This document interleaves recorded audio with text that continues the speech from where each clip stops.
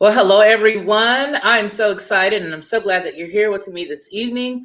I have a really good treat for everybody, a special treat.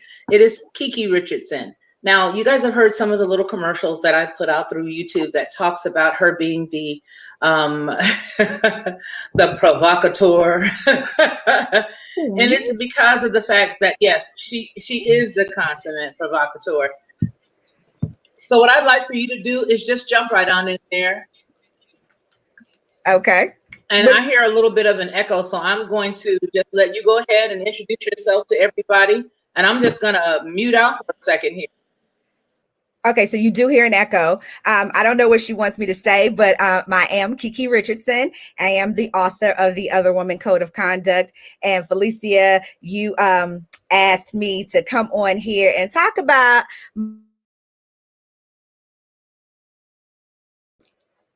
so you wanted me to talk about my book and share, the information that I have. For those of you guys who are not aware, I am a... So I think hold on just one second, because we are getting some double back. I'm hearing you in double. Okay. Okay. I have on my computer and my screen. Do you have on anything else that might have a mic on it? Just my computer.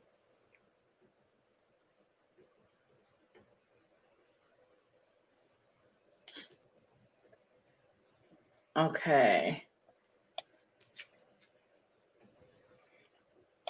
Okay, I'm going to mute my mic while you're talking to see if that helps. Hello, everyone in the chat. Thank you so very much for being here. They said something about turn YouTube down. They're saying they don't hear us in double. Sounds good to us, to them.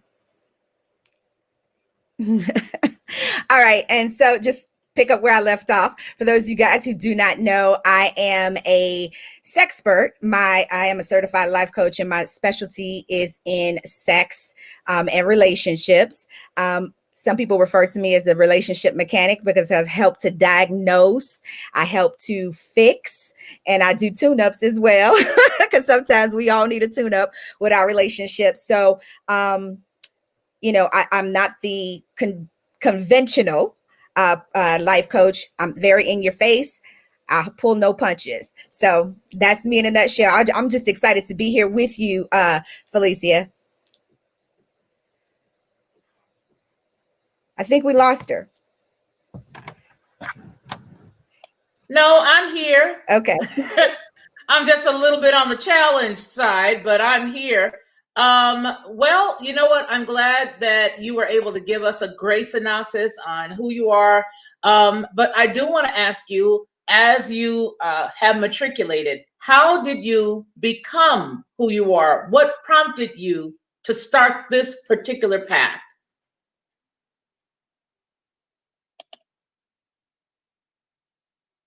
The interesting thing is I started a long time ago in the entertainment industry. My first love, my first introduction to the world was dance. And I was actually on tour with my mentor, Bernie Mac. And one of the things he said to me that I've always taken with me throughout my life is, if you do what you love, getting paid for it would be the bonus. And so I've always been the one that people come to for advice. I'm always the one that people want to know things from, or, something like that. I'm the problem solver. And so with that being the case, I was like, it was a natural progression for me to go into coaching, because that was something that I was doing anyway and didn't realize that I was doing. Okay, so you just said Bernie Mac. Tell us about that. You can't just throw that name out there and not let us know. Tell us all about that. Well, like I said, my first love is dance. That's where I came from in the business. And the interesting thing is, I was coming off of a breakup from an actual engagement at the time. And my father passed, and it was a whole bunch of things that were going on at the time. And I was in no mood for anything or anyone. And a friend of mine at the time said, "Hey, Bernie Mac is having," and we're both from Chicago. She was like, "Hey, Bernie Mac is having auditions for dancers." And I'm like, "He a comedian. Why you need dancers?" And so she was like, "Yeah." And I went with her to drive. I was like, "I'll take you. I'm not interested, but I'll take you and drop you off and pick you up. I'll give you a ride. But when I got there, funny enough, there's somebody in the chat room who was there. Funny enough, when we got there, they were like, it's a closed audition. If you're not auditioning, you can't stay. And I was like, all right, bye, I'll see you. And she was like, no, don't leave me, don't leave me. So I auditioned. Somewhere in the middle of the audition, the bug hit me like, maybe I do want this gig. I got the gig, she didn't. Okay, so you got the gig, she didn't. It's just a typical, it reminds me of one of those television shows. You guys know where the person goes to get the job and the other person gets it. Well, let me ask you, how long did you work for him? And what do you think was the biggest achievement that you made while working with Bernie Mac? Well, I toured with him for like 5.5 years. We did several tours during that time. So there was a lot going on. We did television. We went all over all over everywhere. So I can't say that I had a greatest achievement. I think that the best takeaway that I had was the time that I had with him, because we call it Bernie Mac University, honey. You come out with a degree in Macology, honey. It is a whole nother lesson level of education that you got being on the road with him, because he was so generous with his time and his wisdom, and he just took me under his wing. He referred to me, he's tell people, this is my oldest daughter, that kind of thing. So it was a wonderful experience. I miss him every day. I know we all miss him. I think for you, having had that one-on-one relationship where he could mentor you and teach you in the entertainment is one thing. And we miss him because of all of the things that he put into the world while he blessed us with his presence. Now, okay, you already know that a lot of women want to know why you would have the audacity, and I'm just going to jump right in there, to write a book called The Other Woman, Her Code of Conduct. What do we women who are married care about the other woman's code of conduct, and what made this happen? Tell us about that. You're muted. The interesting thing is every woman, whether she knows it or not, has been or will be the other woman. We've all been affected by infidelity in one way, shape, or form. And I think the catalyst for me at the time when I wrote the book, it was around the time where Arnold Schwarzenegger was getting caught out there, where Steve, the football player, got killed by the other woman, all that other stuff, all that nonsense was going on. And I'm like, clearly these people don't know the rules, because he was buying her a car and all this other stuff. And I was like, houseway. I was like, they don't do that.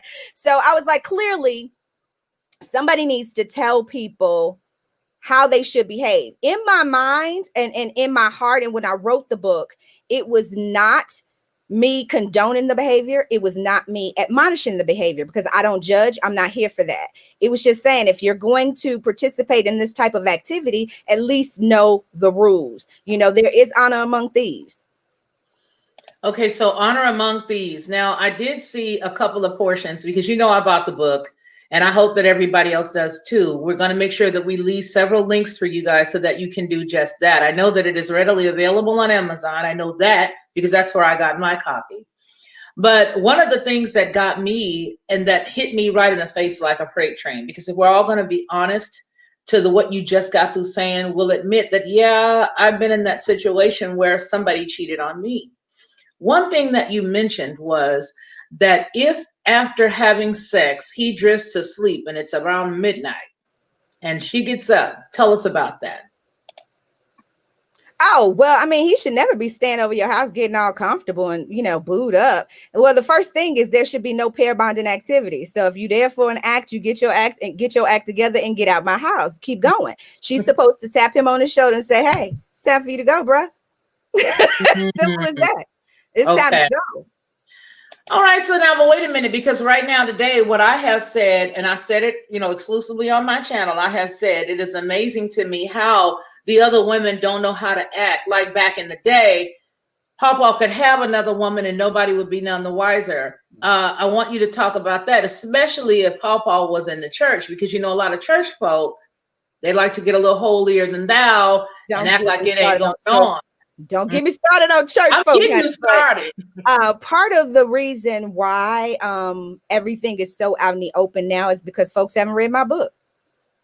Simple as that. The other thing is that you have people who they don't understand the concept of loose lips sink ships, and they get into these situations under the wrong pretenses.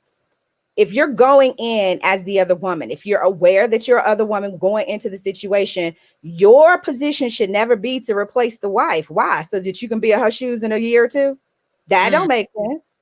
And, a lot of times be like, oh, well, I'm different. Really? You're so special that you can change who he is as a person?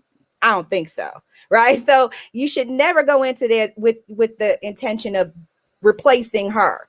And that's a lot of times what the problem is. That's where the disconnect is, because they're going in thinking, oh, I'll take your man. Okay. And so that brings me to the next point, because what I have noticed, and even on my YouTube channel, I'm very transparent.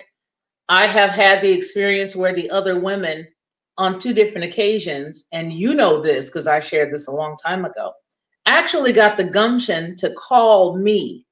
What is the difference now between these side pieces, these side chicks, and the days of old?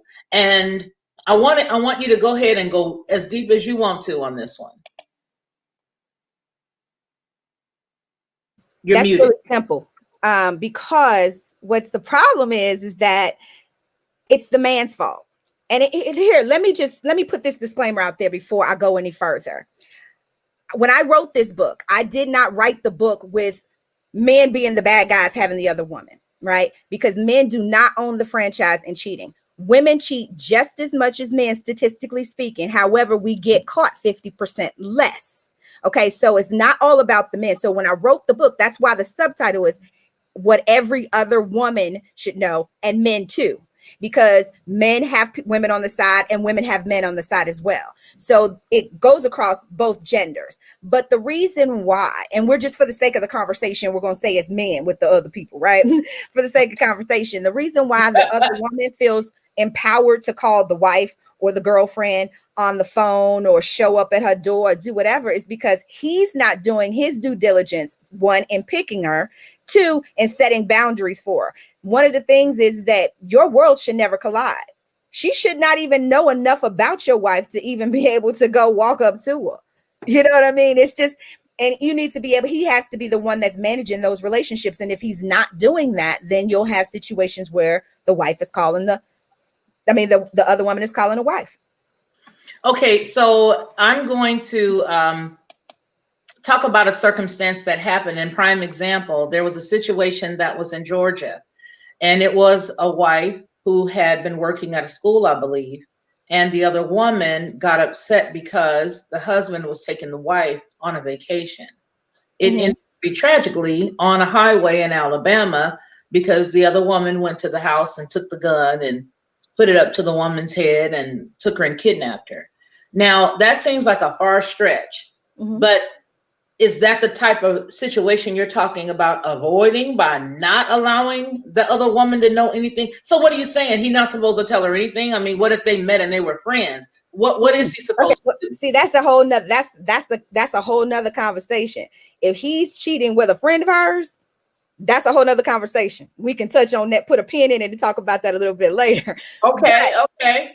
But the reason why things like this are happening, you don't want her to know. But one of the things that I say in the book is that a lot of times in these situations, the man will go into his other woman and he's want to talk about his wife and say, oh, how she getting on his nerves and how she doesn't do this, how she doesn't do that. And that is strictly prohibited in my book, because you should never, ever put the other woman on the side in a position of power over your wife. That is a no-no. Okay. Never, ever put her in a position of power. She should not know more about your wife than your wife, because your wife don't know about her.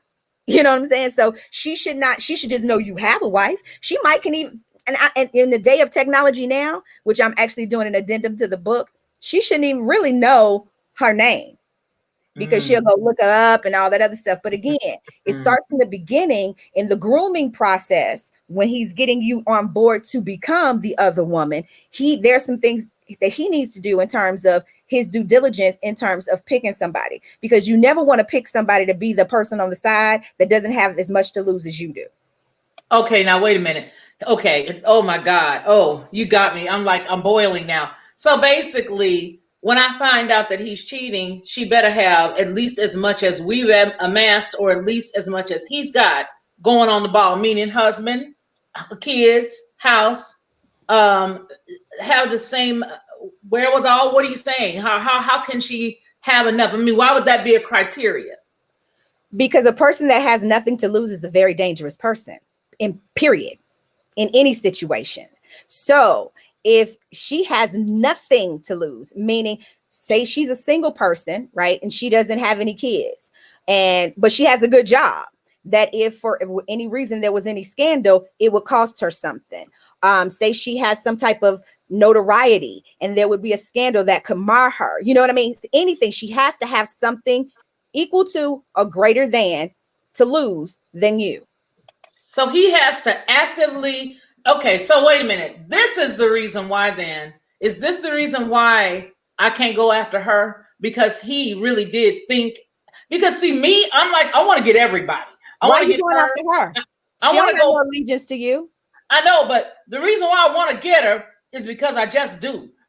It's like you want to get her and you want to get him. Only reason why you want to get her is after she was aware of you. And I think a lot of women say that, so why should not, what should we do? I mean, how is it You that we can do should? anything. Here's the thing. Why do we And do it in the first place? I'll tell your audience, like I told you. One, her allegiance is not to you. So she owes you nothing.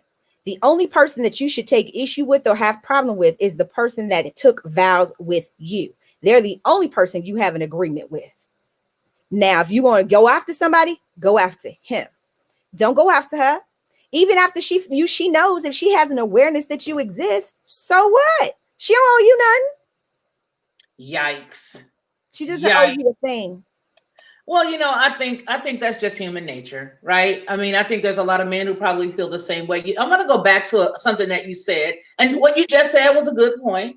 But I want to ask you about what you said earlier, and you said something that I think a lot of men will attest to, and that is, and I want you to clarify this, and just again, you said women cheat too. They just don't get caught like men do. What do you attribute that to? Well, I said statistically, because I studied this stuff before I actually, wrote it. But statistically, we cheat just as much as men. However, we get caught 50% less. And the reason why is it's couple-fold, right? One of the reasons is we're just better planners. We're always thinking 7 steps ahead in most situations. We're figuring out, we're doing our pros and cons. We're doing our profit loss statement. We're doing everything. We're figuring out, what's going to happen if this happens. So we're thinking further ahead.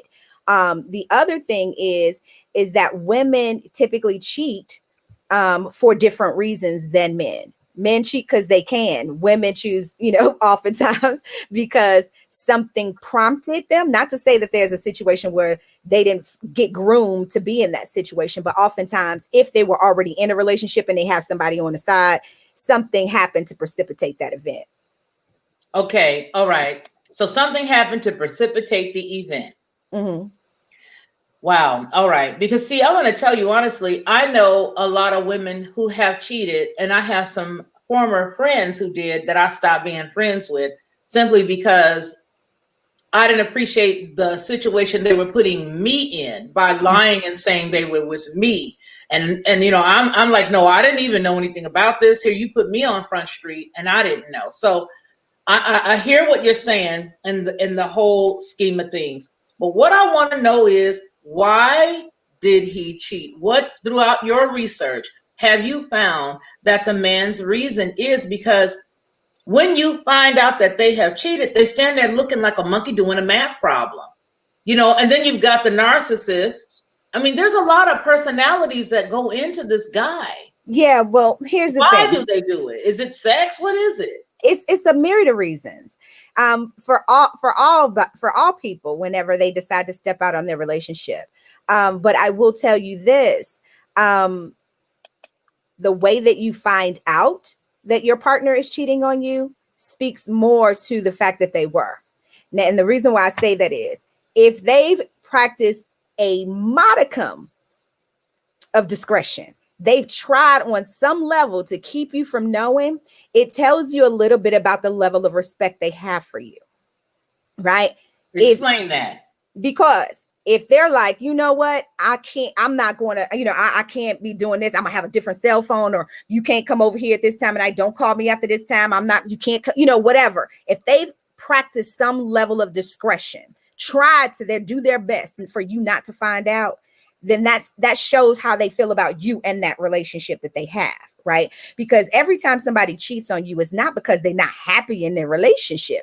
It may just be an opportunity. It may have been something that was familiar to them once before, and now that opportunity has presented itself. There are a lot of reasons why people end up cheating, right? But if you find out that they're cheating on you because you walk in and they in your house in your bed, that says that there's a lack of respect for you, a lack of respect for that relationship. Okay. That is so rich. I mean, that takes things to a totally different level. And I know a lot of people, are you still with us? Yes, I'm still with you. Okay. I'm doing something you don't need to see. Oh, okay. Well, let me just do this then. I'm good. I was joking. So, okay, let me bring us back here together. So basically, when we're looking into the man and how the woman feels, let's talk. I want to stay with the woman for a minute, because so often the men are getting the brunt end of this. There's a lot of good guys out there, and a lot of good guys are getting cheated on some pretty bad women. So what have you said earlier that most women cheat for a different reason. What have you found in your research that their reasoning is? Well, some women will cheat because they have a spouse that they absolutely adore and love. However, they've tried to articulate to them what their wants, needs, and expectations are. And for whatever reason, whether they're willing or incapable of meeting that need, they go and get it someplace else. Also, yes. Also, there's always the situation, like I said, and this is one of those that's a very slippery slope. Let's say, for example, you had a crush or a previous relationship with someone. It didn't work out, didn't end up on bad terms, right? But somehow you guys are reacquainted. And you get to talking and you're having a conversation, and now all of these feelings start bubbling up all over again. And it's like, right? And so now, not only are you emotionally cheating, somehow you guys meet up, and now boom, there's that physical, right? Because cheating isn't just relegated to the physical. There's financial infidelity, there's physical infidelity, there's emotional infidelity. There's a lot of different levels. It's levels to this shit. So there's levels to the cheating. It's levels to this shit. I'm telling you. Levels. I mean, he may not ever step out and be with another woman physically, right? But if he's dumping all of the emotional garbage on her, and he's going to her with what his fears are and what his hopes and his aspirations are, and she's feeding into that, that's a level of cheating, because now he has now departed from the relationship on some level. Right? Right. So, right. Yeah. Or let's just say he didn't tell you he had kids, because this happens. You didn't know he had kids. Y'all together. He paying child support and you don't know. You know what I'm saying? So that's the financial infidelity. Financial infidelity happens when there's a physical relationship, because he's out spending money. They paying for hotels and he buying a gift for a birthday, which is forbidden in my book. That should not be happening. Yeah, I saw that. If he is buying her gifts, he needs to be buying her the exact same gift that he got you. But I don't recommend him buying her gifts. You know what I'm saying? Yeah. There are a lot of things that should not be happening. But so let me ask you this. I don't mean to cut you off, because I know that a lot of people are wanting to know. I want you to get down and dirty with me and tell me what it is sexually that you believe in your research that the wives don't do or are not into. Have you found that it was sexual reasons when the men cheat? Can you expound on some of those things? And then I would like for you to segue, if you could, into the whole church piece, because that is why I think a lot of us don't want to talk about sex, because somewhere we got hung up. Well, here's the thing. Oftentimes, men will say, I want a lady in the street and a freak in the sheets or whatever, but there's some freaky shit you don't want your wife doing. Right.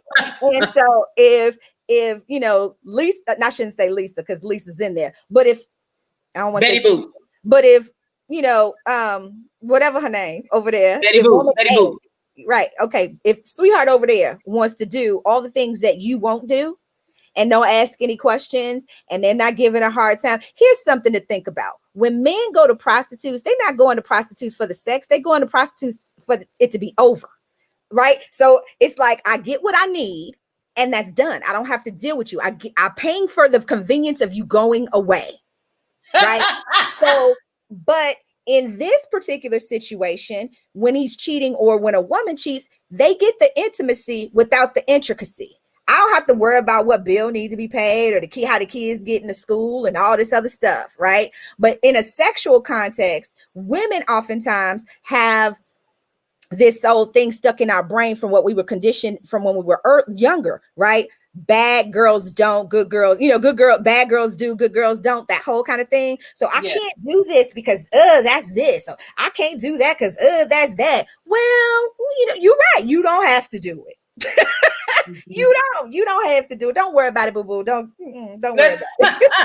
Right. So, again, you have to, and that does go into the next thing that you asked me to segue into. A lot of us in relationships in general, like I told you guys, my specialization is not just cheating, but it's in relationships in general. A lot of the dysfunction that comes in our relationships as it pertains to sex is based on preconceived conditioning that we have received. And it's what other people have told us, and we've bought into it. We've drank the Kool-Aid. So I'll start with the church. The church tell you, don't do this, don't do that, don't do this, don't do that, right? Mm-hmm. So you like, oh, I can't do this because this is forbidden, or you can't do this. So you have all these negative connotations about sex based on what the Bible told you. I had a conversation with one of my clients one day, and she was upset. I mean, she was highly offended that her husband, when they were having a conversation, because I'm an advocate for having the uncomfortable conversations, her husband said he wanted to have a threesome. That was a fantasy of his. He didn't say, I'm going to pick out somebody and let's go do it. They were having a conversation. Okay. He said that was part of one of his fantasies. And she was highly offended. I'm not going to let somebody get in my bed and sue me, blah, blah. I mean, she was upset. And I just quickly said to her, she was like, and the God and this and that. And I mean, she went all the way in, and I said to her, okay, so you got and pastor said this. I said, so you got your pastor, you got God, you got Jesus and all the 12 disciples in the conversation about sex. So that sounds like a gangbang to me. You worried about a threesome. You need to get your focus right. Because if you want to talk about the Bible, you can't cherry pick. Now, what the man and woman do in the bed together, man and wife is not defiled. So whatever y'all doing together is between, y'all can do it. Mm. But again, make your decision based off of your own, not what somebody told you or something. And a lot of times when I talk to people, I challenge their belief systems. Why do you believe that? Because the Bible says so, but the Bible said this too. So do you not do that? You know what I mean? So one of my things is always know your why, and never let your why be something that you're regurgitating that your grandmama told you, or what your therapist done told you. Or what your homegirl done told you. Let it be your experience, because ultimately you get into the mess, you're going to have to get out of it. None of those people are going to be there. I mean, going through it. I mean, yeah, they there, but they're not there. They're not going through it. Right. So now I also wanted to talk a little bit about the whole church piece as it relates to now what we're seeing, because see, right now the church is off the chain. We have the actual. Yeah, it's always been off the chain. No, it has, Kiki. It has. But I think right now there are so many more things that's going on in the church that it's like prevalent. It's like you don't even want to go there no more because you just don't want to go. It's like, why would I go and listen to this mess? And then, you know, it goes back to that old phrase people used to say, well, you go to church for God. You don't go to church for the people. No, but I ain't hanging around with you because you're a hypocrite. But what I want to know is, let's do the conversation now, because now we're finding that not only are the pastors after the women, they after the brothers too. This is nothing new, Felicia. This Okay, is come nothing. on, come on. This is nothing new. I can give my own testimony since we testifying in here. I can give my own testimony. I'm not gonna say what church it was, but it's one of the mega churches is in LA. But I was going to that church, and I went to the same service every Sunday and everything, and so you get to know the same people that come to the same service all the time, and security and all that other stuff. And so one day, security was walking me out to my car or whatever, and well, long story short, the way they come at you in church is the same way they come at you on the street. What people need to realize is sick people go to the hospital, hurt people go to church. So the disease is still there, right? You still suffer. The high expectations that people have from other people once they step across a threshold called the church is unrealistic. And that's what a lot of things that happen wrong, bad in relationships, and why relationships go wrong, because we go into them thinking idealistically as opposed to realistically. And so the church has had its, the church is the church. It's just a building full of human beings. And human beings have flaws. They have wants. They have needs. They have desires. They have secrets. They got a whole bunch of stuff. Well, let me ask you something, okay? Because I think this is a good place to stay right here for just a couple of seconds. What can you tell us about experiences or things regarding the church that you know of as it relates to sex, as it relates to marriage, as it relates to people? Do you know of any situations you want to share? I'm gonna need you to be a little bit more specific, because a couple of things. What you know, Kiki? What you know? What do I know? What do I know about what? People in the church? What do I know about? What do you know about specifically how it relates? And what you just said was so true, because that is the problem. I'm gonna read some of the comments to you, and then I'm gonna double back, because there's some good comments that we are missing here. One of the things that I do know that I saw was Arthur. And Arthur Gilliam said, keep the church out your bed. Keep the church out your bed. I agree, sir. Okay. I want you to talk about that. She say yes, she agreed to that one. And then let's see here. There was another one here. Okay, let me go down some. See, now I'm trying to do what KK told me to do without the glasses. That's my sister. And and I just feel I feel like I am handicapped, but I'm probably not. I got on my contacts. Wait, I see one here. He says, okay, go for it. Are not the same thing to men. Yes. Absolutely. They are not. He said women tend to believe that a man can have sex with a woman that he cannot stand. Yeah, he can. And a man can get with a woman and not care about her at all. And that, you know what? That is the problem, because we as women have been brainwashed with that fairy tale mentality. You don't have Prince Charming. You save it for the one that you love. Sex is better when you're in love, which is a lie. Sex is better when it's good. and you don't have, and your head is not in it. You know what I'm saying? Because a lot of times we, for lack of a better term, we mind fuck ourselves out of a physical good fuck. Right? Okay. Because we thinking about, I shouldn't be doing this because he gonna think about me this way. I don't give a rat's ass what you think about me. Just make me feel good, because sex is a action, right? That is something that we have to do. That's something that we do as human beings. When we're talking about infidelity and monogamy and all this other stuff, monogamy is something that is taught to you. You were not born on this planet knowing about monogamy. You were not born on this planet connecting sex with love. Somebody told you that.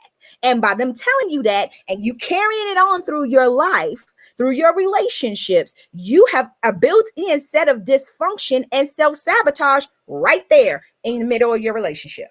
And so that's possibly the reason why we do see so many women, especially those that are in the church, that have that hang up because they're equating it with something else. And then when they get married, it's something different. Now, let me say this.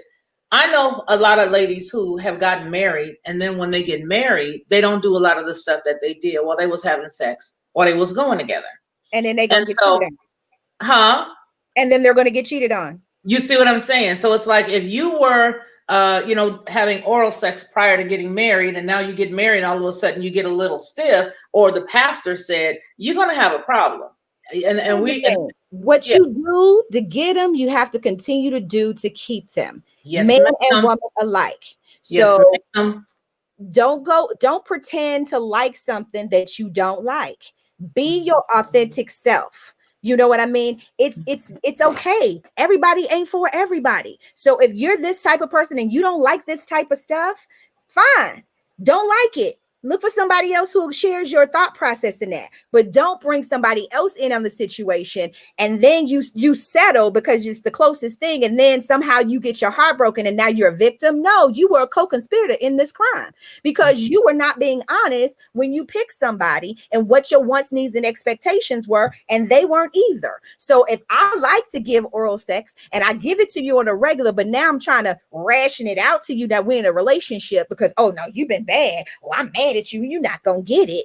Well, first of all, I tell you, when I'm angry, that's the best time to try to get something out of me. But I will say this. If I do that, what happens is never use sex as a weapon in your relationships, because with most weapons, like you trying to shoot a gun, it backfires and it's going to do more harm to the person that was trying to do harm than the person that it was intended on. So when you use the sex as a weapon, it's going to backfire on you and you're going to end up being more damaged by it than the person that you were intending to be the target. So please stop doing that. That is not the thing to do. Yep, I agree with that. And, from the church standpoint, where I know a lot of women are doing that exact same thing, where they decide, okay, no, he's done this, he said this, he did this or that. I'm not going to do it tonight. I'm not going to do it this day or that day. And then they find themselves in a situation, or even a good dude who don't even cheat. Now he's out there doing it. I've always said, no matter how angry or upset that you get, don't stop that. Okay. And if you mad, lay there. You lay there long enough, you'll get into it. Trust and believe. Here's the thing. Sex is about, you're right. Sex is about that intimacy, that connection. And when you're having sex, which is one of the things that I say in my book about why I say no pair bonding activity, is because when you're having sex with somebody, there's some chemical things that are happening with your body. Right? You're starting to secrete oxytocin and vasopressin, and your endorphins are getting to work, and androstenone. There are a whole bunch of things chemically that are happening in your body when you're having sex with somebody, right? Mm-hmm. So to couple that with now y'all want to snuggle and you're going to spoon and all this other shit, now you're creating even more of a bond. That's why it's a no-no when you're the other woman or the other man. Okay. So if you're in your relationship and you're upset and you're angry, the best way to get through that anger, one, because it burns off energy, go ahead, have sex with them, right? Because now sex gives you a feeling of well-being, right? Because you are getting, you're getting all of these chemicals going. It gives you a sense of well-being. So now you can just be mad and move on and be like, okay, I'll revisit this at another time when it's not so, you know what I mean? So don't use sex. Don't play holdout. Don't play keep away with the sex. Yeah, I think that's the stupidest thing that you could ever do. And I know that a lot of people don't understand that mindset, but now you've got to think, okay? Especially because can you hear me? Yeah, I can. I see a comment I want to talk about. Oh, go do it. Go jump in. John Dillard said it is always used or withheld as, is it always used or withheld as a weapon? There are times when it is an issue of emotional detachment, especially for women.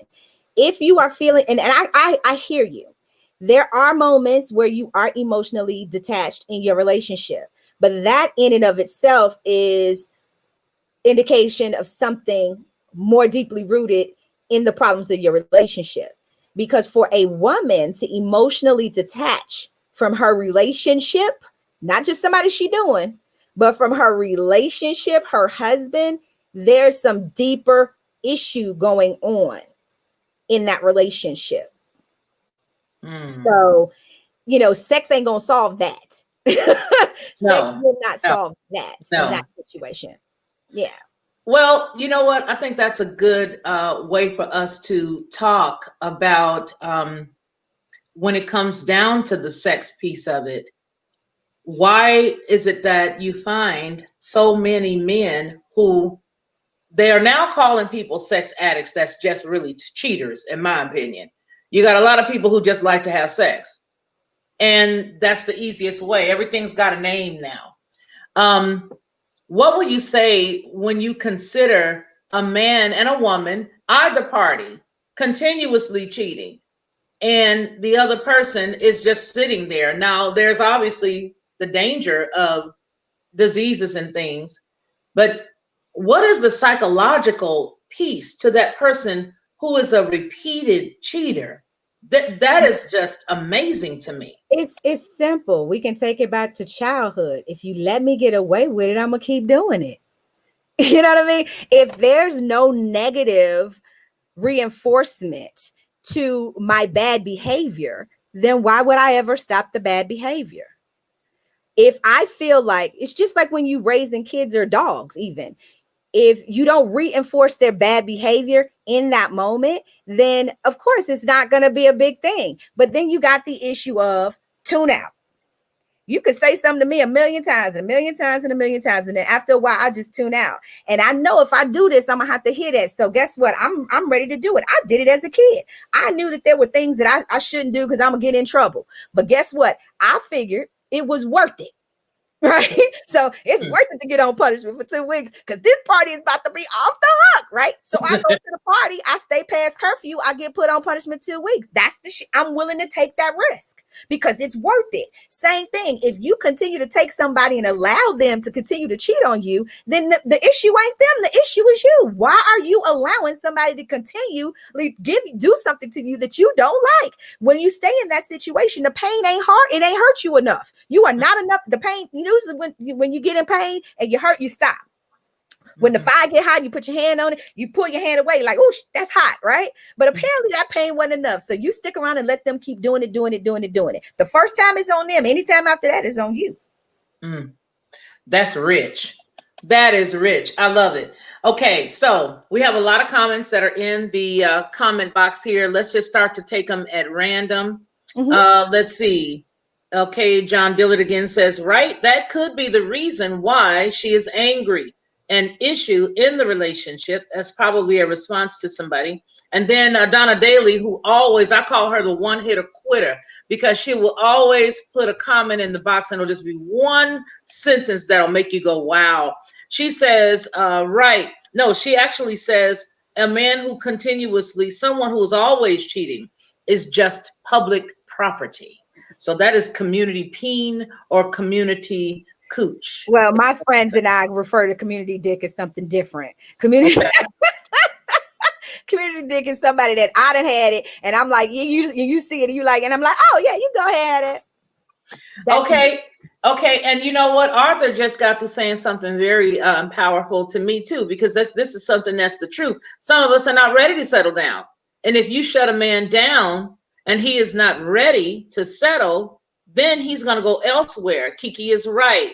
We will continue until you have had enough. And so then you get, Here's the thing about that phrase. Oftentimes, we as human beings are not conscious or cognizant of the power of the words that we use, right? So let's just take that phrase, settle down. Settling is never a good thing. So if you're doing something that you're not completely on board with, how do you expect to get a positive result from it? Okay. You have people saying, oh, well, this is my better half. Well, what was wrong with your other half? I'm like, how you not whole? You know what I mean? Like, why are you in this relationship and you're not a whole person? Or you complete me. You should have been complete before. Stop regurgitating euphemisms when you stop and think about the actual words, right? When people say, oh, I want to be in a committed relationship. Oh, so you want to go to the insane asylum? Because that's what they do with committed people. Right? So be very, very, very conscious of the words that you're saying because they will show up in your relationship. So if you settle, yeah, when you're not happy with your partner and you're feeling unfulfilled in this relationship, is because you settled. And then the question should be not what's wrong with them. The question should be, why did I? Right. Right. Now, John Dillard asked another question. He said, Kiki, you started out talking about the other woman code of conduct or the other woman code, but not all other women are the same, as they may be different reasons. There may be different reasons and motivation to be the other woman in a relationship. I think he's absolutely right. And I want you to talk about the different types of other women. Here's the thing. Anybody who knowingly goes into a situation, like I said, every woman, whether she knows it or not, has been or will be the other woman at some point, right? And with that saying, because I never know the ulterior motive of the person that I'm engaging with. Now, I may be one that was unbeknownst to me, because everything, all signs led to you were single, even your mouth saying it when I asked you, right? So again, there's the unwitting other woman. She didn't know, right? Then you have the woman who has been hurt. She's damaged goods. So she don't care who she hurt. She in a wake of destruction. She gonna go through whatever she can go through and get through whatever and get whatever she can. Then you have somebody who might be emotionally unavailable. They just don't have the emotional bandwidth at this time in their lives to focus on one relationship. So if this situation right here is going to fulfill the need that I need to have fulfilled at the time, then let me go ahead and do that. Right. So there are a bunch of different types, but the situation is still the same. You're with someone that's with someone else. Right. So it comes to, like I said, whenever you get into the situation, you have to, when you know already in advance. And then when you get to the point where you now know, like say you got in it unbeknownst to you and now you are, there comes the point where you have to stop and say, why am I here? How long am I going to be here? What's in this for me? You know what I mean? Those are the types of questions that you need to be asking yourself, because it's not incumbent upon them. It's incumbent upon you. Mm-hmm. So there are all different types of women that end up in this relationship. Nobody, these types of situations, nobody is it's not a hard and fast rule. And I never, ever argue for the exception. I only argue for the rule. Oh, wow. I want you to talk about the part in your book that says code name fake out. Insist that he create a code name for you in his phone. Yeah. Tell me about that. If he's not smart enough to memorize your number, because I know my smartphone made me stupid. I don't remember nobody's number, right? So if he doesn't remember your phone number off memory, it should not be listed in the phone as bae, boo, sweetie, cakes. You know what I mean? Like it should be, you shouldn't put anything in there. You know what I mean? Like if you're gonna put her as, I don't know, her name is Kiki, you put Kevin. You know what I mean? Whatever. I don't know. But the fact of the matter is that if your attempt is to not be caught, because you have some women who go looking through people's phones for that specific reason, to find something. But I'll tell you this, if you go looking for something, you already know something rotten in the cotton. You don't need verification. You don't need confirmation. What you need is to decide what you're going to do. Mm-hmm. So tell me about the pitfalls of laziness, because I know that your book talks about even the most experienced cheater has a pitfall, falls into the pitfall of laziness. Talk to us about that. Yeah, we get comfortable. You know what I mean? We're real comfortable sometimes. That one time y'all didn't anticipate doing something, but boom, you don't wear a condom, or you did and you didn't dispose of it yourself. Things of that nature. You fall asleep and you like I said in the earlier thing, you fall asleep and you end up staying all night. Because she didn't fell asleep too, so she didn't wake you up and tell you to leave. Things of that nature. Or you get lazy, y'all supposed to meet, but something wrong with her car. You're like, you know what? Never mind. I'll just come and get you. Now she in your car and she done left something accidentally on purpose in your vehicle. Now you're getting caught up. So it's just It's lazy. We just get lazy sometimes because we get comfortable in a situation and we feel like, oh, but nobody should ever get comfortable when you are the other woman or the man, right? Or you have somebody on the side. You should never, ever get that damn comfortable. Ever, ever. Now, what I'm going to read a little bit of an excerpt of the book, and it's under the portion that says, "Get a life. The other woman must have a life of her own. If she has nothing to occupy her time or her mind, things can get out of hand very easily. Yes. The more distractions you have in your life, the better the chances that you won't get emotionally attached." Okay, talk to us about this, because yikes. Yeah, well, the main theme throughout the book is for the other person, woman or man, right? Because again, it's not just, men cheating and having somebody on the side. Women do it as well. It's not just, because it could go across the board, even into to not just heterosexual relationships, homosexual relationships as well. The fact of the matter is, never get emotionally attached. Okay, which is why I reinforce the no pair bonding and don't get lazy and you're always on alert, all of those things. Because if you go into a situation wanting to be the number one, right, and you have nothing else going on in your life, nothing else to keep you busy, now you going through all his messages on social media to see who comments, and you Googling trying to find out who his wife is and what she looked like and possibly where she works. And then, you starting to do all kind of stuff that you don't have no business doing. But if you had some business, you wouldn't be doing it because you'd be busy doing your business. So, same thing with guys. You going through her social media. This dude done liked her last 5 posts. You trying to get it. All those things. The idle mind is the playground for the devil. Ain't that what they say? So you want to make sure that that person, keep yourself. You decide to be that other person.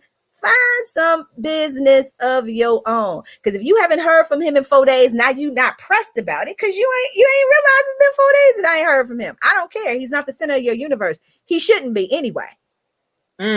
So basically, I'm hearing you say that the chicks need to be just like the dudes, totally unattached. Because for us, we women, we generally going back to what you said earlier, we women are generally if we're going to be with somebody, even if we are the other woman, I would imagine that somewhere along the line, you're going to get attached. This sounds like a dude.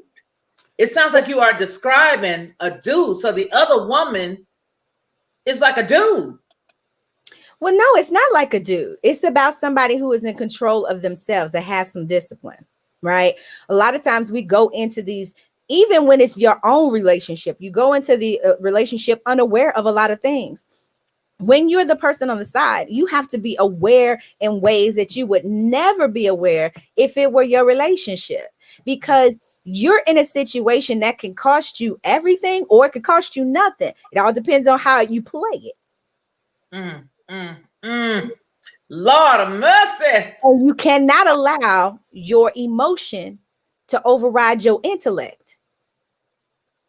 And so I think that's or in life, never let your emotions. I don't, because we have a little bit of a delay, and I don't mean to talk over you, but then that would help me understand then what you shared earlier about the positioning of the other woman is when she doesn't know her place and she allows it to send her into that other direction. That's how she ends up on the phone with the wife, right?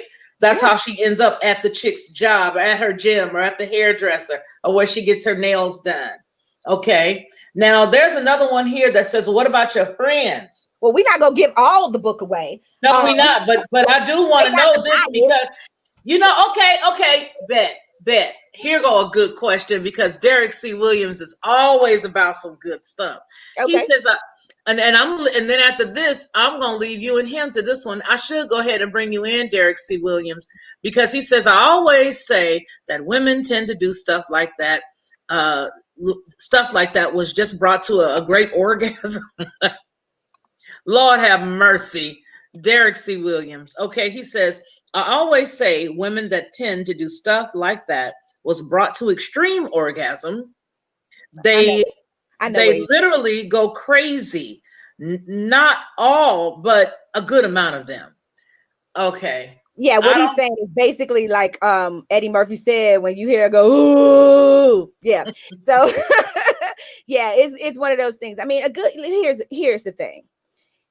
A good orgasm can kind of short circuit your brain. Orgasm does kind of short circuit your brain in a lot of ways. But again, you still, when you go into these situations or you find yourself in these situations, because again, sometimes you've been groomed to be the other person and you don't even realize it, because it's kind of like a pimp, right? Pimp kind of, use whatever it is that they see that is your weakness, your flaw, your insecurity, and they nurture that thing, right, to get you in. And then next thing you know, they lower the boom. Now, you know what I mean? So it's the same thing, right? So you find yourself in this situation, if you know that you're the type of woman who gets emotionally attached easily, this is not the situation for you. Not now, not tomorrow, not ever. Not ever. Not ever. If you know that you're the guy who's possessive and, you caveman, it's mine, this is not the position you want to play, because it's only going to cause problems for you. Well, let me ask you this question. Where are some of the places that people should never, ever, ever find their other lover? What do you mean? Is it never deal with somebody in the same complex? Are there any places that people should never pick up people? That old thing, don't boo-boo where you eat. You said boo-boo. Can I say the real word? Don't shit Yes, where you can. Well, okay. Well, let's put it like this. 60% of affairs, usually they start at the workplace. Wow. That's real statistics. 60% of affairs begin at the workplace. Because think about it. You're spending at least 8 hours of your day with this person, which is typically more and on a constant, which is probably more time that you're actually spending with your mate. Because think about it. Y'all get up in the morning, y'all go to work, right? You go do your things. And then by the time you come home, you're doing all this other stuff. But if you got kids, you're getting the kids together, you're doing all these other things, homework, blah, blah, blah, working on your work, and all this other stuff. And now the next time y'all see each other is in the bed. Well, y'all turn over to go to sleep. Wow. So you're spending more time. So, you want to kind of stay away from that, but that's typically where it happens, right? You don't, definitely. If you have somebody on the side, they should never, ever live where you live. They shouldn't live in your subdivision. They should not live in your complex. They should not live anywhere in the vicinity of where your worlds can collide. Your world should not ever be able to collide in that manner. My. This lady right here. We're coming up on the hour mark. So we're at 57 minutes and time does fly when you're having fun. Oh my God, Kiki, where can we find out more about you? Tell us, give us some links and some ats and all that. Okay. You can find me on Instagram, Twitter, at Kiki Richardson. That's KIKI Richardson. On Facebook, I am the consummate provocateur. Or you can just type in Kiki Richardson, and I'm the one with the blue check mark. That would be me. I think my hair is black. I think that's the picture. Yeah. Instagram. I like that hair on that picture. I switch it up, honey. I can tell. You never know. Also, I'm everywhere on social media. If you just type in Kiki Richardson, if you Google me, you'll find me. I'm there. I'm pretty much everywhere. I don't do TikTok and stuff like that. That's some young people stuff. I ain't got time for all that. It's just it's too much. Well, listen, we're gonna add in for the next couple of minutes so we can all bring a male's perspective into this. And I wanted to do that just to have a couple of seconds here. We're gonna bring in Derek C. Williams. Derek C. Williams is responsible for why a lot of us are sort of glued together in this network that we're in. Derek, I want you to tell your story, and then I'm going to introduce you guys right now. So Derek, meet Kiki, Kiki, meet Derek.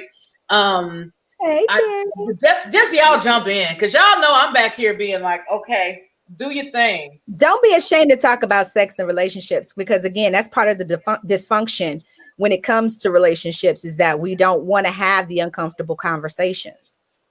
I know, okay, so I know that there's got to be other people out there that are like I am. And so for me, I was just raised in the era, and I think it goes back to what you said, Kiki, that, a lot of us were raised in the era where we didn't talk about, sex, and it wasn't something that was acceptable to talk about outside of the bedroom. You know what I mean? And you definitely don't talk about it with friends. It's a lot of stuff. So that's why yeah,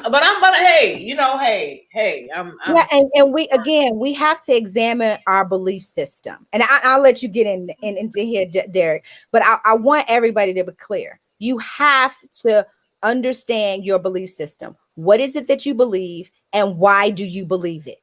Right. Mm-hmm. And if every time that you come to something that you believe in is because of something somebody told you, you might want to do a reevaluation on how you're living your life, because you're not living your life. You're not out here living your best life. You out here living somebody's version of your best life. Mm-hmm. And that's not fair to you or anybody else. Tell the truth. So go ahead. Tell the truth. Preach, sister. Preach. Okay. All right. She's going to liberate a sister. She's going to liberate me. Woo-hoo. Somebody asked me a question, but I want to see what Derek has to say. I'm going to go see what they said while you talking, Derek. Go ahead. Go ahead, Derek. Do your thing. All right. Well, Miss Kiki, pleasure to meet you. Shout out and respect due to Felicia Lockhart, Biloxi, Mississippi. Stand up all day, every day. All of us, everybody on this planet, last time I checked, everyone is a product of a sexual act. Everybody. So you are nature, you are sex.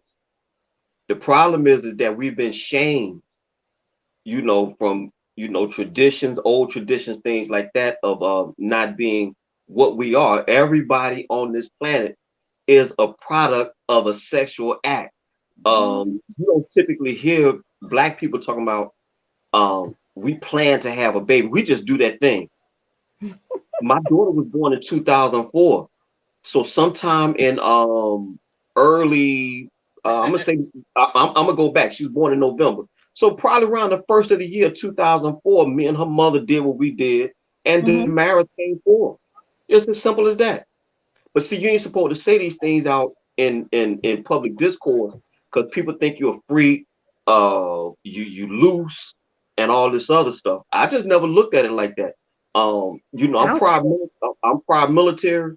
And I done did a lot. I done played the other man, but then again, it was a role I was happy to play. I looked at it like this: I had that boy's woman, I had his beer, I had his robe. We chilling. When he come back from across the water, I leave. And when I went overseas, I never once even questioned the woman I was dealing with, because I'm gone. This is stuff that happens. This is called life. And so you ain't supposed to, you ain't supposed to be talking like that. So I understand, we're in politically correct times. And when I came up in 1970s Mississippi, my mom and dad ain't never talked to me and my brother about no sex. That's just stuff we learned from the streets. And then you got to kind of tweak it, because everything that you heard in the streets, all that stuff, they lying, Yeah. So yeah, my mom is from Mississippi, and one thing that she did say, because it's she said, I wanted you to hear it from me, that rather than out in the streets. And so there were some things that even at the time when she was disclosing and sharing information, I was like, ew, I don't want to hear it, right? But as an adult now, I'm like, thank God she, was honest and open with me, because now I'm equipped with the tools to be able to have the conversations. I see somebody in chat said that they need to keep their men away from me, or men stay away from me because I can see them. Yeah, I can see them. And it's okay. But you know what I mean? It's better that I know the game better than they know the game. I've been around men my whole life. So there's no game they can run that I haven't played or created. So, and so the only reason I wrote this book, because typically I come from a place where the game is told, sold, not told, but I am selling it because it is on sale at Amazon and iTunes and all that. But you have to be willing to step outside of what somebody told you. And that comes with even with your sexual relationships with your partner. You know, a lot of us have these inhibitions because we were told something, and then there was some negative connotation to it. And so now we don't want to be attached to it. You know, Right. you mentioned anal sex, people are like, oh no, oh no. You mentioned ejaculation or squirting, and people are like, you know what I mean? It's like, come on, man. You know, we're humans, we're adults. Let's talk about it. Let's really talk about it.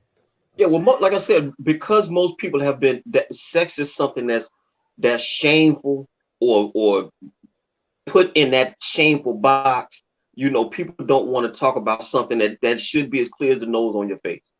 That's my take. It's just, I mean, all of us, you, Ms. Lockhart, everybody in the chat, everybody is a product of a sexual act.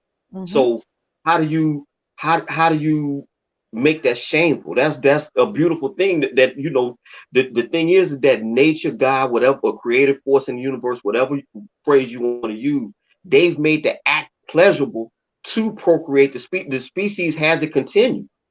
The human race has to keep going. And so the best way to do that is make it pleasurable for the human.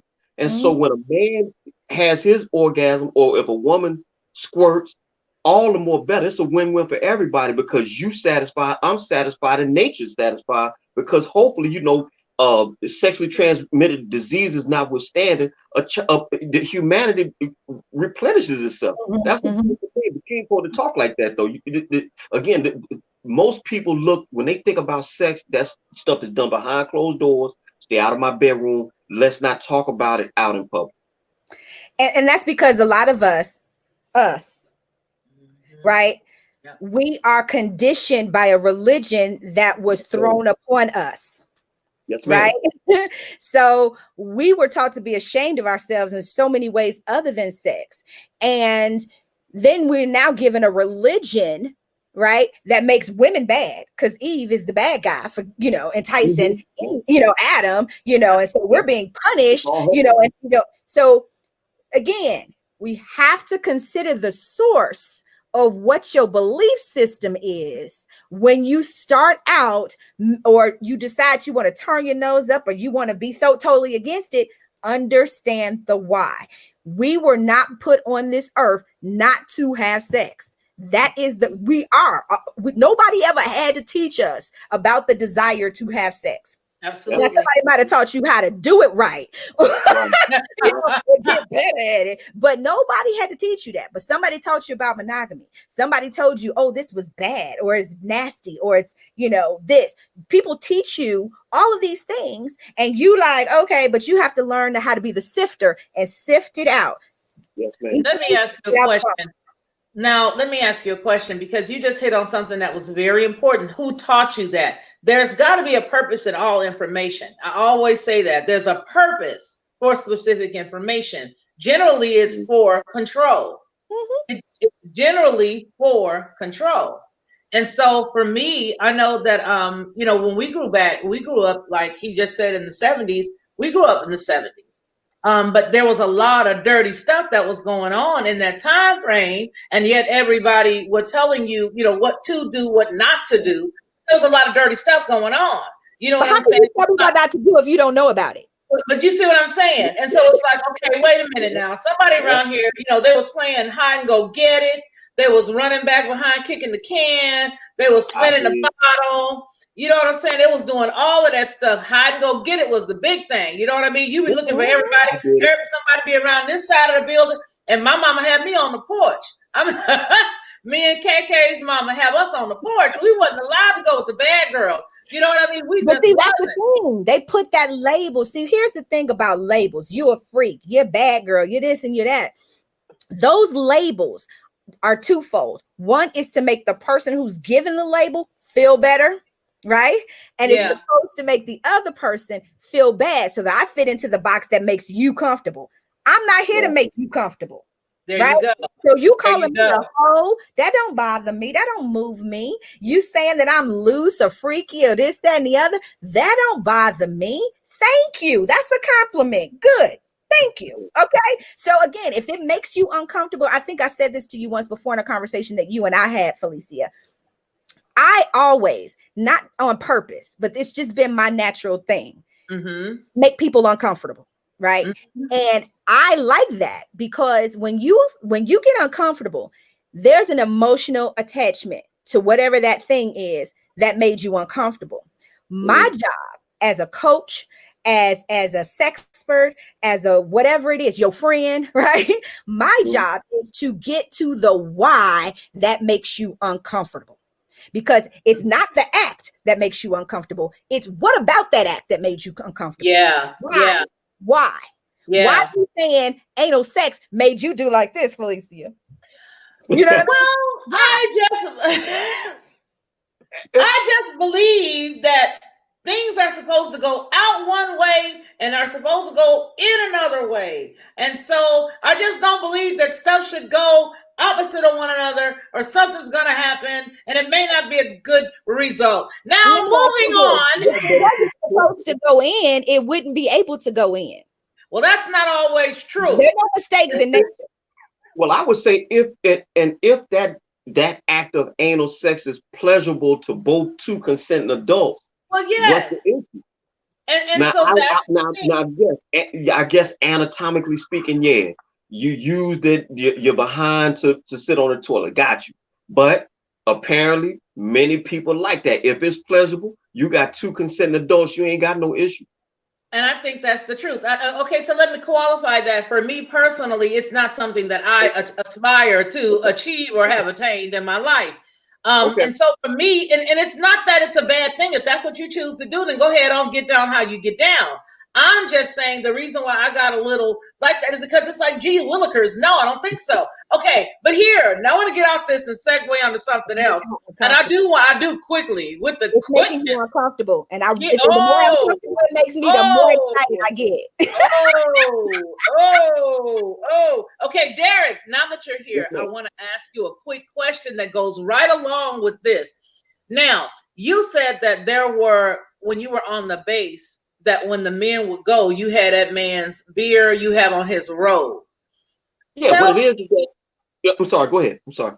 I was going to say, tell Kiki and I about the type of woman that you were able to get at as it relates to why we were talking earlier about women cheating being a little different than the man who cheats, that they all cheat. But tell us about that. He's gone. It's as simple as that. He's gone.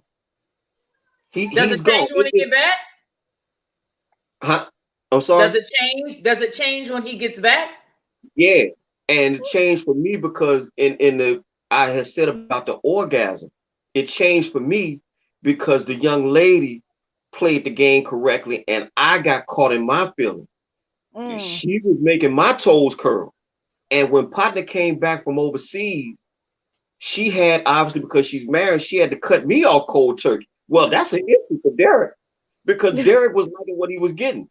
But while he was overseas, because what it is that typically a lot of Navy dudes, we would go out for 180 days, 6 months. There's nothing he can do. He's over in the Mediterranean, or he's over in the Pacific. He over in Japan. Or in my case, I was in Spain, Israel, France, North Africa. There's nothing a man can do. It's almost akin to being in jail. And so the woman is alone. And so she get out here to the club. It's dudes that's already on base. And we out here, and actually wasn't on a military base. I met her at a regular club in Virginia. And we just clicked off the fact that we like hip hop. And so we just, and she's from Arkansas, I'm from Mississippi. So we had stuff in common. A few drinks, good conversation, one thing led to another. The next day I'm at her house. I didn't know she was married at first, but we both young. But I did that pretty much here in Philadelphia. I did that the whole time I was in the military. He's gone. But you got your feelings. He is, yeah. Well, in the case in Virginia, she was damn good. She was a good one. And so obviously she got to protect her investment. When the man come back, when her husband come back, playtime over. And so, you know, I'm Glenn Close. I'm up there turning lights off, turn the lights on, turn the lights off, turn the lights on, stuff like that. She took your drug away from you. She took my drug away from me. You know, I couldn't, I couldn't roll up, I couldn't roll and get that hit. And so that's what that was. But that's not, that's true in the civilian sector, because it didn't happen when I got out. But I actually had it done with females. I had girls look for where I worked at and all this. This is pre-internet, so all that stuff we done done. But now you got all this internet stuff now. I don't even bang with none of that. I don't. You take the fun out of it doing like that. It's one thing, because see, like I always said, like with cheating, you got to do wrong right. Myself, you would never, no, a woman never ever caught a phone number in my pocket. Why? Because I remembered the phone number. You can't get it out of here. You got to do wrong right. If you do it, it's still wrong. It's still wrong. But this is one of the hazards of being prior service. I did all that. So like, that's all. I got a question for you. You said it's still wrong. I have a question about that, because people always talk about, that's wrong. That's wrong. You shouldn't be doing that. That's wrong. I cringe at that phrase, what's right and what's wrong, because that is so subjective based on your life script, based on what messages you've been taught throughout your life, right? So I always try to think of a different way to phrase it, because also, again, saying what's right and wrong kind of comes from a place of judgment. I'm not saying this to you. I'm just having a brain fart right now. But I always make myself conscious of the fact that I say things are good, are not right and wrong, but is it good for you? Is it bad for you? Is it healthy for you? Is it unhealthy for you? Those other words to kind of help bring things into where I don't feel like I'm being judged or judging someone else, right? Because I'm not in a position to do that. And what's good for me might not be good for you. And you might say, like she says, anal sex ain't her thing. And I'm like, that's bad, girl. You need to be doing, you're like, why you judging me? That ain't where I'm trying to go, right? So it's like, well, okay, is it good for you? I don't know. I don't want to find out, Well, I would just say, when I say wrong, it's for the simple fact that you've in her case, she was married. And so you messing with someone's institution, you messing with someone's marriage. So that's the reason why the only word you that came are, or to mind, she is. Well, she is too. But like I said, I'm saying it from a place of arrogance. When I say I had his liquor and I had his woman, I'm taking everything. But she's married. And so I was looking at it from that vein. And I will also say, with regards to judgment, I always hear people say, I don't judge. I always counter that by saying, if you like Coke over Pepsi, both of them are pops. You made a judgment. If you like Kentucky I have a Fried, preference. It's a preference. Well, you say tomato, I say tomato. Yeah, it's a difference between having a preference than making a judgment. If me saying, me having a judgment about, I actually prefer Pepsi, right? I actually prefer Pepsi, and I live in Georgia, where everybody in Atlanta is all coked out, right? But again, I'm not gonna say, why would you drink Coke? If you poured that down on your rusty battery cables, it'll clear out all of that rust. You know what it's doing to the inside of you? Now to put them in a position where they have to defend themselves, right? And that's where the judgment comes in, versus me just saying, oh, well, I just prefer Pepsi, and that's it. Okay. Well, you know what? I'm sorry. I'm going to say something, Derek, because to Derek, both of you guys have very valid points. I know that for me, whenever I say, well, I'm not judging somebody, and then in the context of Christendom, or say, oh, no, don't judge, don't judge. Well, we do judge every day when we make a selection based on a set of rules. As the lady said, set of rules. So it's like, if you've got if there is a guide or a bar, then you judge everything to that bar. Meaning, if I go to the store and I see some bad fruit, I'm not going to buy that bad fruit. That's not a preference. That's just saying this fruit is bad, and I can see the fruit is bad, and I'm judging the fact that if I juxtapose this piece of fruit to this fresh fruit, this one is bad. Why? Because I have a standard that tells me what's bad and what's good. You see what I'm saying? For you, or is it bad for you?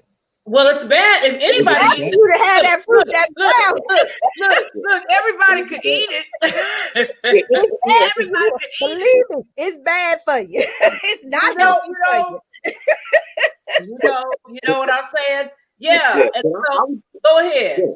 No, you. Yeah. I was just gonna say, for myself, I just looked at it like Miss Lockhart said, it's almost like because we had, as you said, ma'am, about these core sets of Child, beliefs man, off it's your my list, mama. out of, out of respect. Okay, I knew Kiki, that was coming. you got me. That's Kiki. blonde, not I gray. knew that was Okay. coming. I knew it was coming. I know you're from the South. It's okay. It's okay. Yeah, I was just gonna say that because we have had these standards put on us. Mhm. We tend to just look at it from that lens only. Again, I was just looking at the fact that because she was married and I'm not her husband, that way it was wrong. What were But you trying to get out of it when you say it was good and then she tried to cut? No, hold on, because here's my question. What if, because it sounded like to me she turned you out. That's what it sounded like. It sounded like it was so good you got turned out. yes, Okay. ma'am. Okay. So what were you trying to get out of it though? Because if you know a boy is back, what was the goal? Well, like I A said good in the chat, orgasm. Oh, you I want put to it in get the more? chat. Oh, okay. Yeah, I Okay. put it in the chat. Okay. I So at want to. that point, Yeah, I it's just want just to. busting the nut. That's all that mattered. And, I knew she was married, and I knew he was coming back. I knew all that. That didn't make me no bit of difference. Yeah. You just We wanted were her to figure out a way to continue it. if Yeah, he she didn't want her wanted to to cut off. continue, He didn't want her to cut off his supply.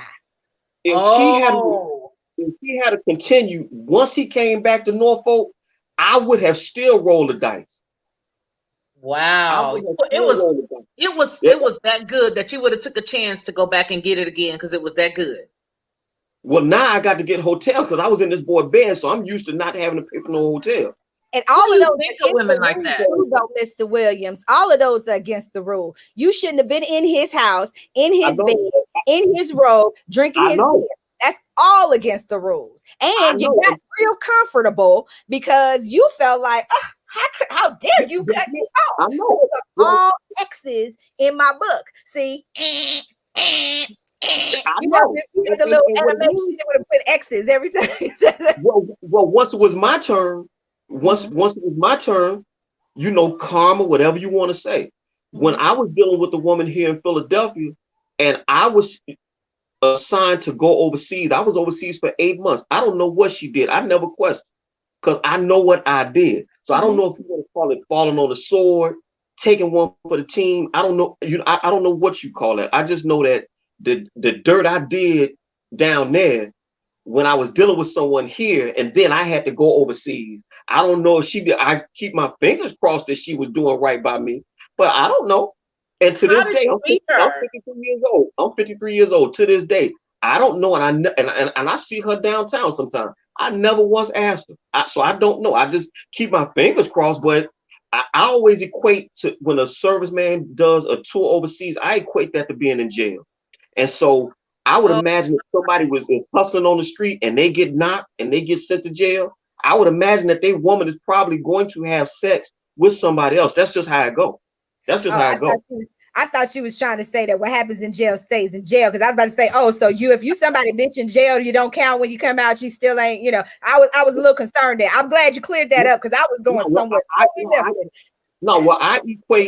I equate going overseas. If you in a relationship, I equate that to being in jail. In Yeah. fact, I should tell you, it's important. It's important to know that they say right now 22 or 25 servicemen commit suicide every day in the military. I don't know if the numbers fluctuate, but I know for myself, when I was aboard my ship, it was 11 dudes killed themselves, and I think like maybe 5 or 6 of them got their so-called, that infamous Dear John letter. When you gone, you can't do nothing for that woman, I and have that woman got me.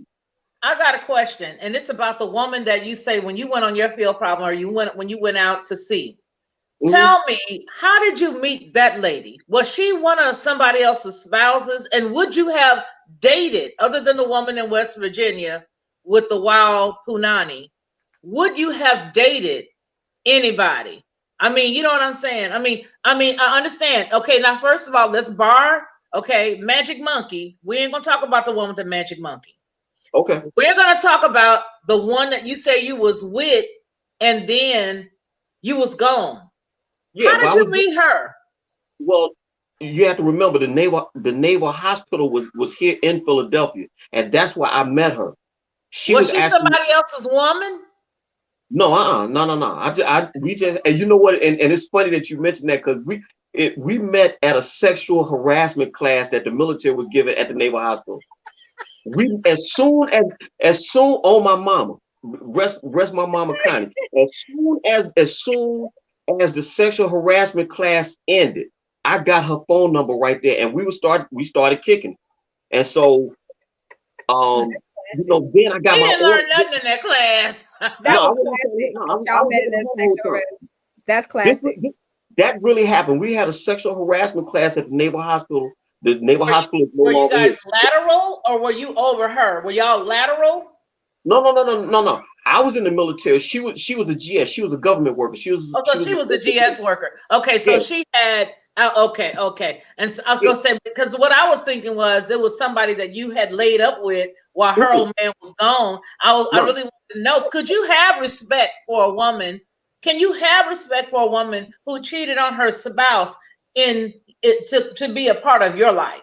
And Kiki, I want you to chime in on this too, because have you seen, hold on, Derek, I want to ask this question. Kiki, have you ever seen a situation that you have helped somebody through where the people were both co-cheaters and they made it in the relationship? And then for you, Derek, would you have ever been in a long-term relationship with one of those women after you saw her cheating on her husband? And I will take my question off the line. So you want me to go first? Ladies first. Okay. Yes, there have been situations where there was infidelity in a relationship and they were able to work through it. Because again, the infidelity in those situations was a physical manifestation of other things, and it just showed up as infidelity, right? So it was a matter of sifting through the nonsense, right? Because it's like, okay, cheating is the end result. How did we get here? So we had to reverse engineer that thing to find out how we got to this point. And then by doing that and opening up, the different lines of communication and understanding that they were not being honest and truthful with one another, and on a whole lot of levels, and once they were able to get past that, then okay, they're in a whole different relationship than they were in the very beginning. So they're in a much better relationship than they were previously. So Well, yeah, it happens. well, I would say for myself, I actually agree with you. I've known a couple of my partners that was in the Navy, and they took wives from dude. Everybody was snatching. That's just how it go. They just was snatching wives. Ain't easy work. Folks was doing that all the time. But you have to have the trust. Got to be next level. Yeah, I mean, you really got to love that woman, and that's something that to me, in my opinion, that's something that supersedes that sexual thing. You got to like really dig this person because they did her husband dirty, and then you're gonna take them on. And to answer your question, me specifically, I actually would. It really would depend on how deep I am with her, because again, I go back to saying it would have to supersede an orgasm. I mean, I would have to be psychically connected with this woman and vice versa, and then I will roll the dice. But I would say, I'm just gonna be general. Most dudes ain't gonna do it. Women will, generally speaking, women will do that. But men, they gonna say, no, I ain't gonna mess with her, man. I ain't gonna mess with her. They just, it just, men just got this double standard that I never really understood. It's called ego. Yeah, it's called the male ego. Yeah, and so I just never really had that. I would just speak for most men. They ain't gonna bang like that. But for me, I actually would. It really would depend on how deep I am with that woman, because I didn't have my fair share of one night stand, then snatch women, dudes' wives, and I mean that's easy work. That ain't nothing. But here's the thing, though. Everybody that's married isn't necessarily married to the person they're supposed to be married to. Blue. Yes, ma'am. Yes, So, ma'am.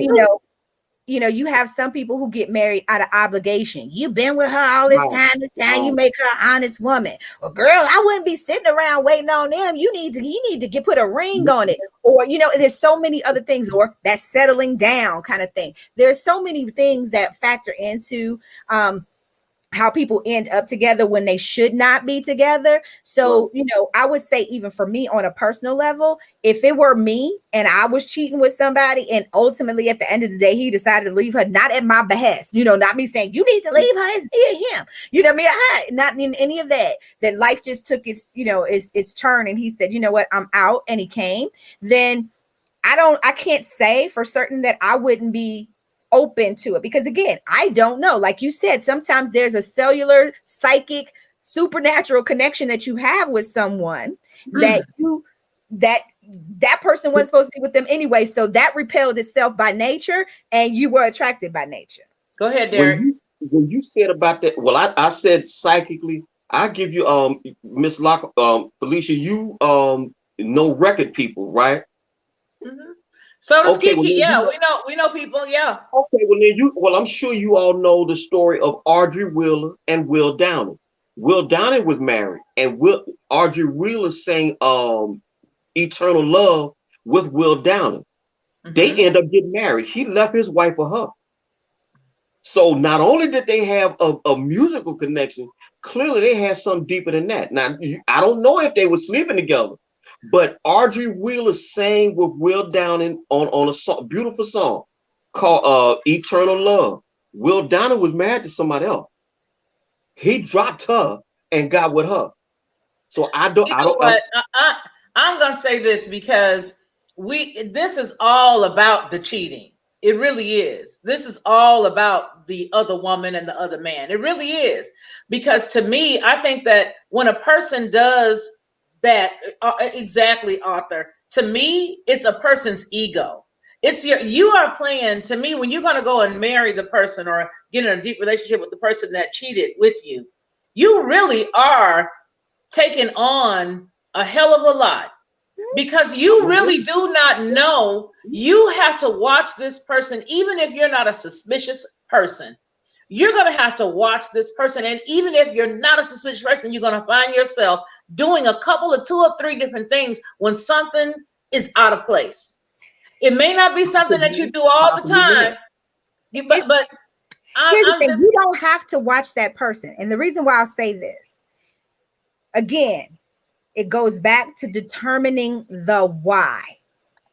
Why did you now choose to be with this person, right?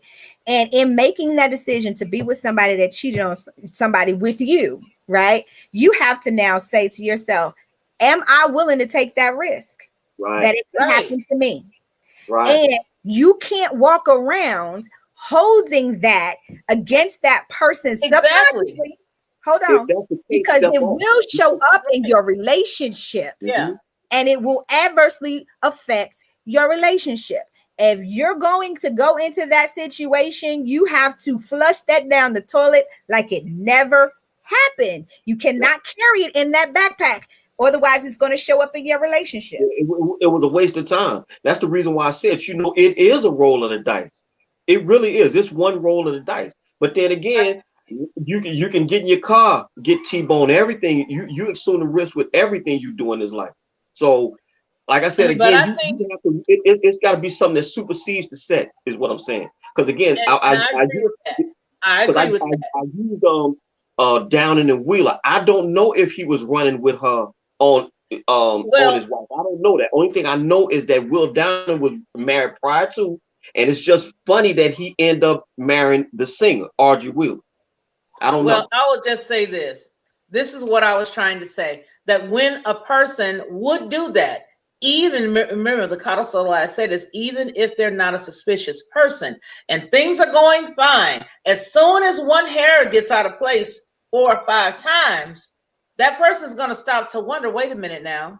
When I was dating him, he used to say X. When we was going together, when he had his other wife, he used to do this. And you might wipe it out your mind, but intuition is something very, very strong. So what I'm saying is the same, going back to what you said earlier, the same way you get them.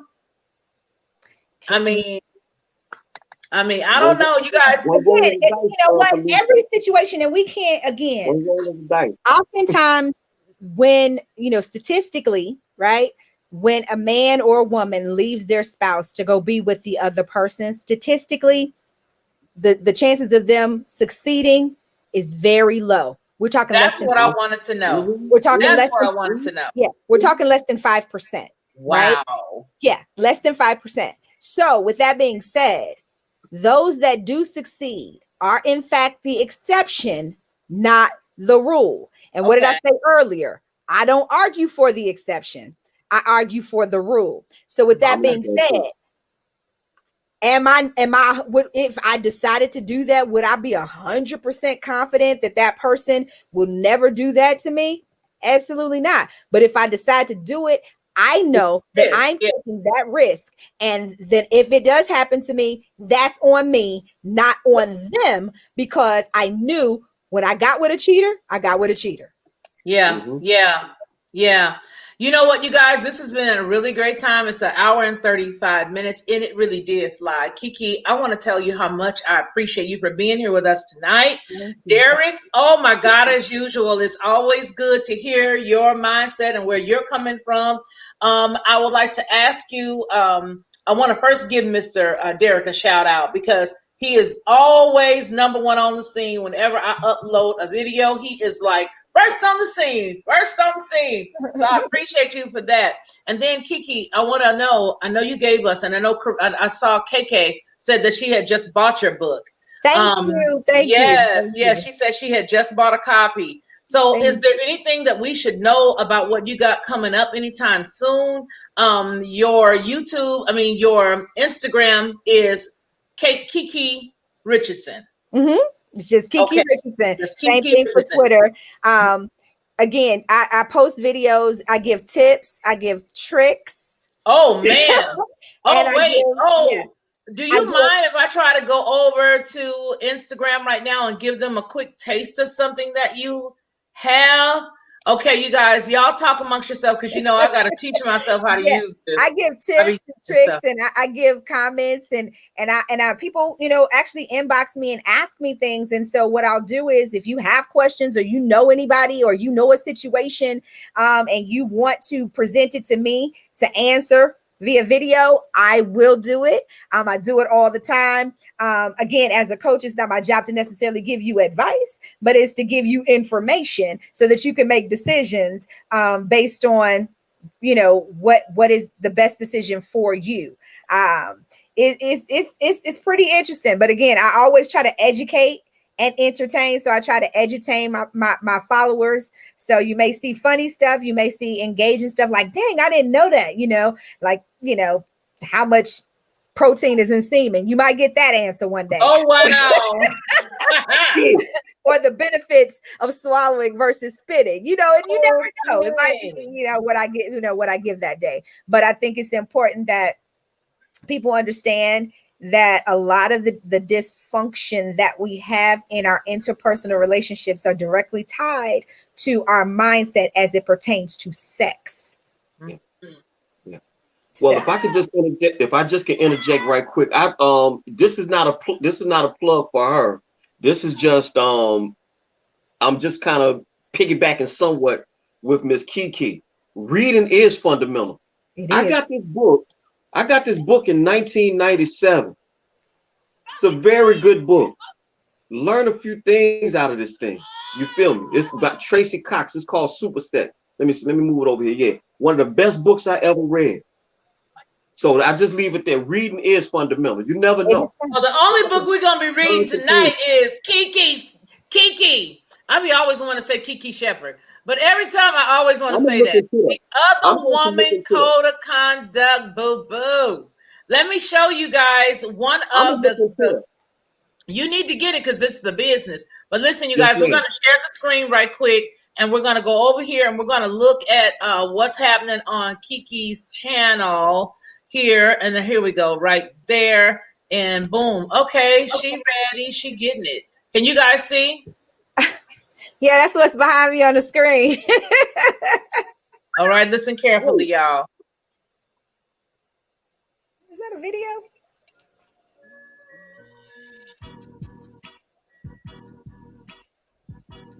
I want the one where your girl Kiki, and welcome to week 3 of August. It's very interesting because I was having a conversation about orgasms and, you know, all the different types. And the reality is there are several different ways that a woman can orgasm. So that's what's going to be this week's topic. I'm going to be telling you several different ways that a woman can have an orgasm. Not all of them because they're a lot, but I'm just going to give you several of them. Okay. So the first one is going to be the blended orgasm. The blended orgasm comes about when more than one of your erogenous zones are being stimulated simultaneously. So this can be anal and vaginal. It can be clitoral and vaginal. It can be anal, clitoral, and vaginal. And you will experience an orgasm, what we call a blended orgasm, from all of those areas being stimulated at one time. So it's no surprise that this one is considered to be one of the most powerful orgasms that a woman can have because you have all of the stimulation going on at one time. So that's the blended orgasm. All right, so the next one is going to be the one that everybody knows about and everybody talks about. That's going to be the clitoral orgasm. Now, the reason why it's talked about so much is because, you know, amongst women and men, you may have witnessed it as well, that most women cannot seem to come to an orgasm without clitoral stimulation. Well, part of this is because the clitoris is so sensitive. It has over 8,000 nerve endings. And whenever you have direct or indirect stimulation to the clitoris, blood will flow to the area and engorge the clitoris. And that is what causes the orgasm. It's because you have built up all of this area. It's just like the penis, right? It's made of the same material, by the way. So it gets so excited, all this blood grows. Boom! Same thing with us. Clitoral orgasm. So the next orgasm is going to be the G-spot orgasm. Now the G-spot is on the front of your vagina, about halfway up to the cervix, pretty much where your belly button sits. So when you're sexually aroused, your G-spot will swell. And so now it's more easy to get to when you come in contact with it. It may feel.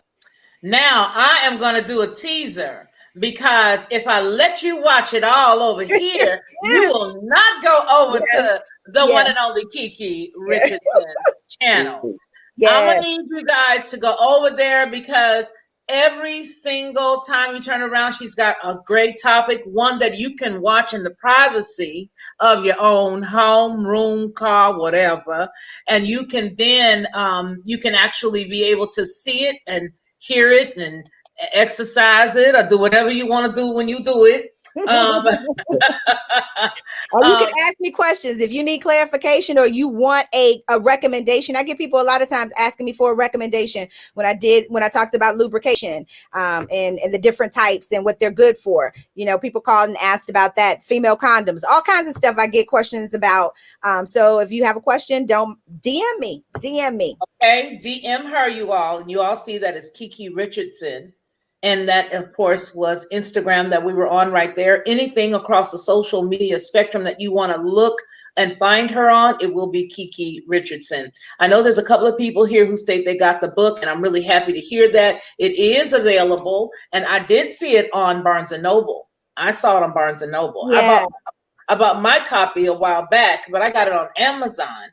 And so that was good. And that's another thing that I like, is when you put her name into a search engine, you will actually find her book, and then you'll find a whole lot of other great information about her.